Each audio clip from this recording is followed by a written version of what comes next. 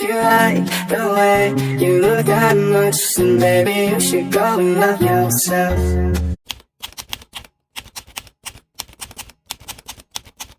Madilim ang panahon at umaambon-ambon, tulad din ng damdamin niya habang pinagmamasdan ang dalawang puntod. Alam kong paborito ninyo ang mga tulips, kaya dinalhan ko kayo. Lumuhad siya sa damuhan upang ailapag ang mga bulaklak. Natuon ang mga mata niya sa lapidang nasa kanan. You are so foolish to have done what you did. Puno ng hinanakit ang tinig niya. Pagkuwan ay nilinga ang kabilang puntod sa kaliwa. Gentle fingers touched the tombstone. I miss you so much. Masuyo niyang hinaplos ang pangalan sa lapida at pagkatapos ay kumuha ng isa sa mga bulaklak at naglagay sa ibabaw niyon. Life had never been the same without you, he sobbed. Then he paused for a moment. Pinuno ng hangin ang nagsisikip na dibdib. Tuluyan siyang napahagulhol, puno ng hinagpis. Sumasanib sa ihip ng hangin ang panaghoy niya paghihirap ng damdamin. May ilang sandaling nanatili siya sa ganoong kalagayan bago hinamag ang sarili. Itinuwid ang sarili, gone were the tears, ang humalili ay puot at pagkasuklim. Pagkuwan ay tumingala at isinigaw sa langit, pagbabayaran ko ang lalaking may kagagawan. Nang kamatayan ninyo, isang mahabang buntong hininga ang pinakawalan ni P01 Samantha Gonzales. Pinunasan ng puting bimpo ang pinagpawisang ilong, init na init siya.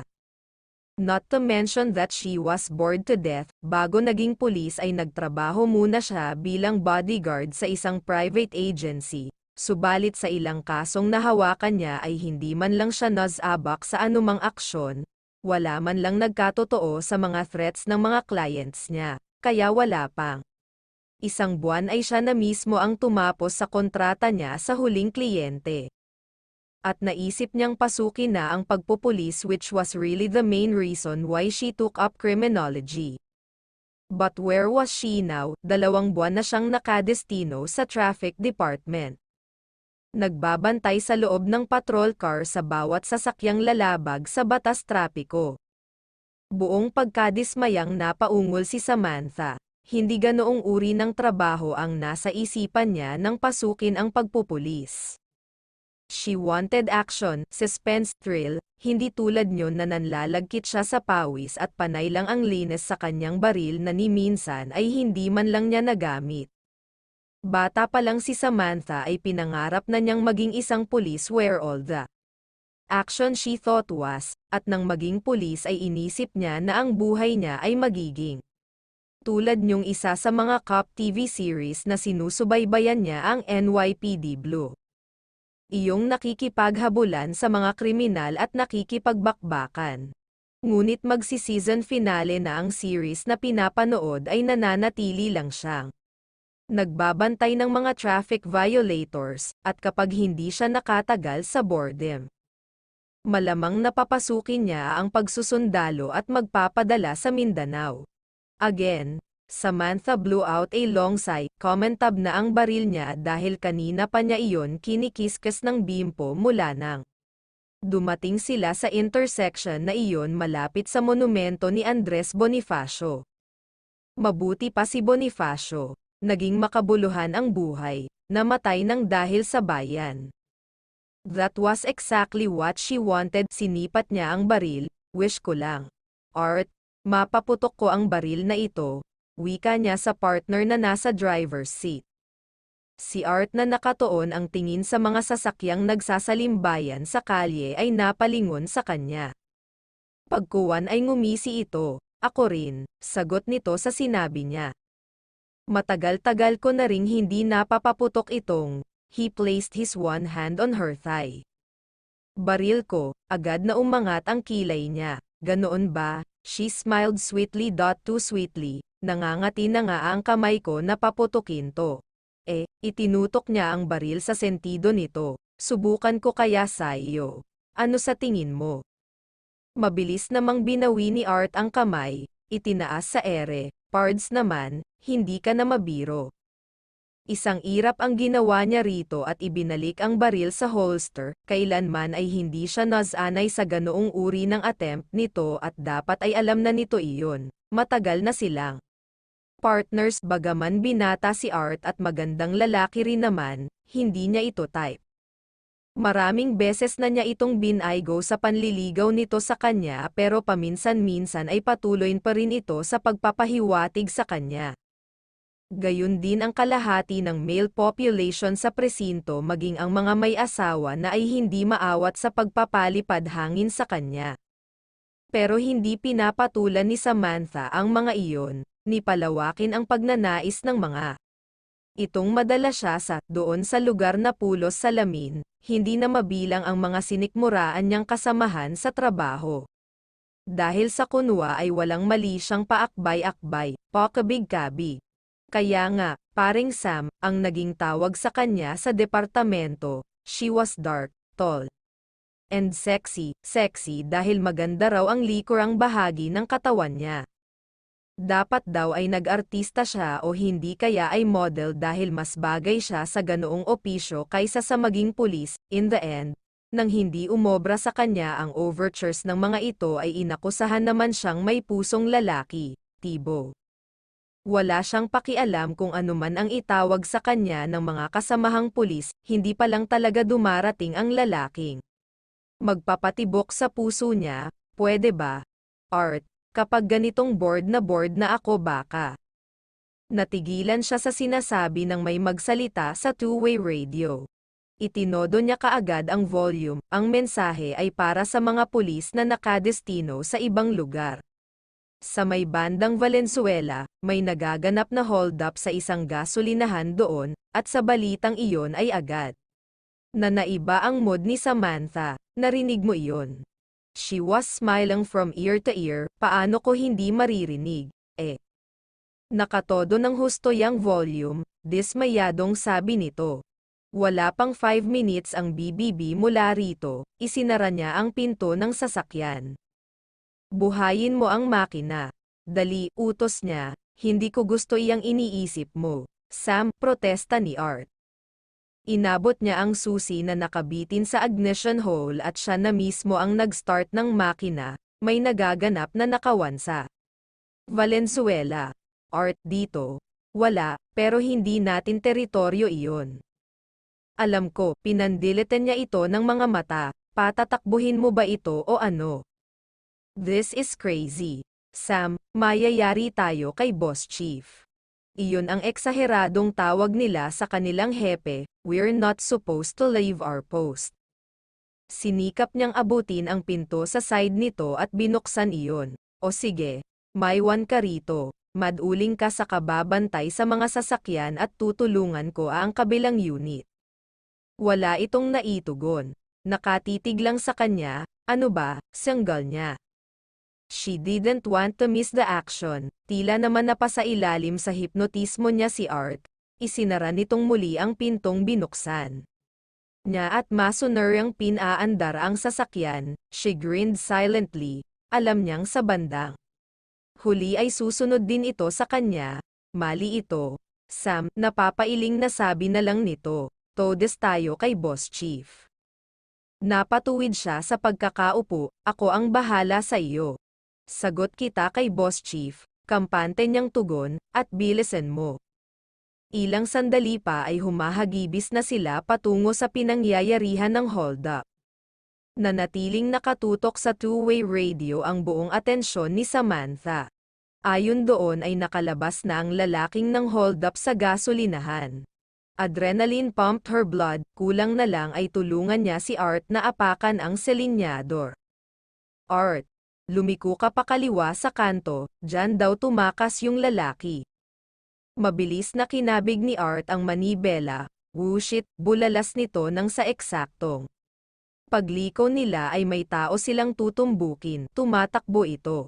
Natapakan na ni Art ang preno ngunit dahil nakalingon sa pinanggalingan ang lalaki ay hindi nito naiwasan ang sasakyan nila, bumalandra ito sa hood ng sasakyan at tumama ang mukha sa windscreen. Gayun din si Art na nasubsob naman sa bigla nitong pagpreno. Halos maghalikan ang dalawa sa nakapagitang salamin ng patrol car. Nanlalaki ang mga matang napalingon sa kanya si Art. Nakabunggo tayo. Nanginginig ang tinig nito. Ngunit nag-angat ng mukha ang lalaki sa ibabaw ng hood, buhay pa ito. At gayon na lang ang pagkagulat sa anyo nito nang parehong magtama ang kanilang mga paningin, mabilis itong napatindig at doon nila nakitang may hawak itong baril. At sa isang kamay ay clutch bag na namumukol dahil sa lamarn, agad na tumakbo ito palayo. Iyon mismo ang holdupper, sigaw ni Samantha, mabilis siyang lumabas ng sasakyan.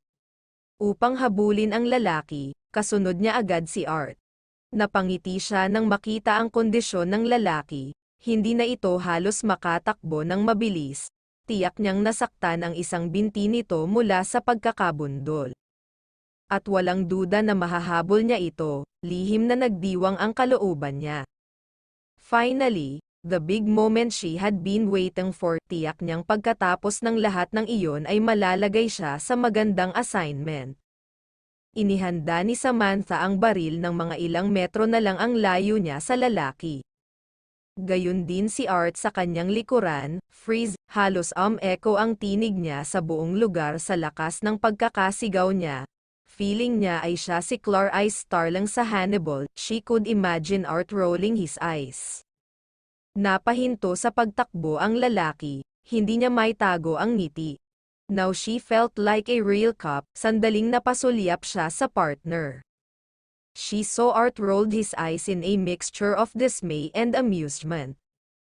Gayunpaman ay kinindatan niya ito, mahahalikan niya ito sa sandaling maposesan niya ang lalaki. Ibinalik ni Samantha ang pansin sa holdupper, put your hands in the air, tuwang-tuwa siya sa sarili, and drop your gun.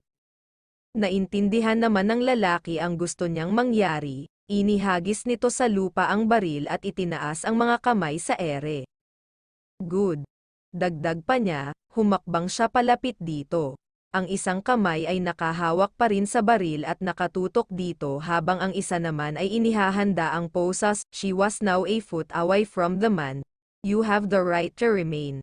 Hindi niya natapos ang sinasabi. A voice roared from her left. Gonzales Jimenez. Anong ginagawa niyo rito? She turned around. Napangisi lang siya sa mga kakilalang pulis na naka-assign sa lugar na iyon. Actually, napadaan lang ka, Sam, sigaw babala ni Art. Mabilis ang naging pangyayari, siniko siya sa dibdib ng lalaki at agad nitong nakuha ang kanyang baril. The next thing she knew ay nang paluhod siyang bumagsak sa lupa. Halos mapugto ang hininga niya sa sakit ng dibdib. Ouch! Tahimik na hiyaw ni Samantha. Sabay ngiwi, mabilis na tumakas ang holdupper. Agad naman itong hinabol ng mga pulis. Sam, ayos ka lang ba? Tinulungan siya ni Art na makatayo pero tinabig niya ito. I'm fine, tutap ang dibdib na tumayo siya. If there was one thing she hated most, iyong. Nasasaktan siya, pagbabayaran niya ang lalaking iyon. Akin na ang baril mo, hinablat niya ang baril ni Art at patakbong sinundan ang lalaki. Sam, hindi hingal kundi galit ang nadama ni Samantha habang tumatakbo. Natano niyang pumasok ang lalaki sa wet market, sumunod doon ang dalawang pulis, lumiko siya pakanan upang salubungin sa kabilang direksyon ang holdupper, narinig na niya na nagkaingay ang mga tao. Then she saw him, hawak ang baril niya kaya nagtitilian ang mga tao.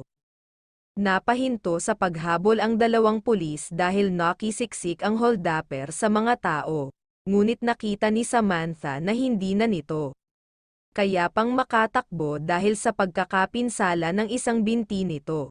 Sa desperasyon ng holdupper, humila ito ng sibilyan, isang dalagita.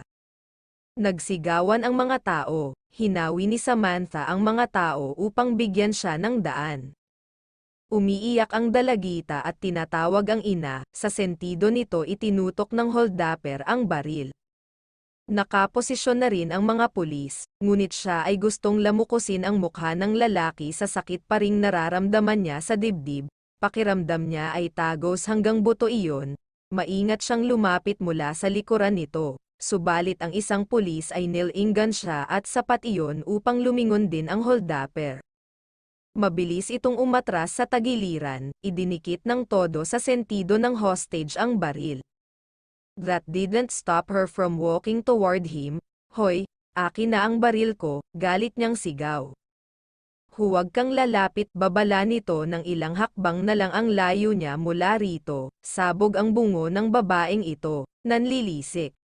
Ang mga matang sigaw ng holdapper, na para bang may pakialam ako. Wika niya, nag-isang linya ang mga mata.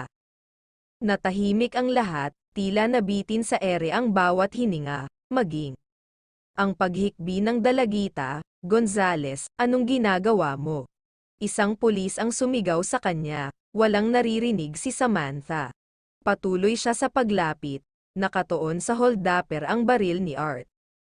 Nakita niyang nalito ito nang hindi siya natakot, biglang kinakitaan ng sindak ang lalaki. Inalis mula sa sentido ng hostage ang baril at binalya ito palayo.